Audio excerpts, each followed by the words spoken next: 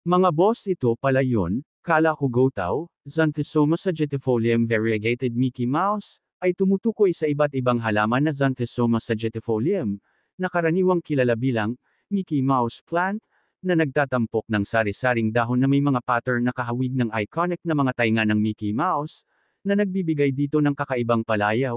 Sa asensya, ito ay sari-saring anyo ng halamang Mickey Mouse na may kakaibang hugis ng elephant na parang elepante. Mga face key point tungkol sa Xanthosoma sagitifolium variegated Mickey Mouse. Botanical name, Xanthosoma sagitifolium variegated monstrosum. Karaniwang pangalan, halaman ng Mickey Mouse na kikilalang tampok, malaki, hugis araw na mga dahon na may sari-saring pattern, kadalasang may creamy white o light green markings, na lumilikha ng hitsura na Mickey Mouse ears.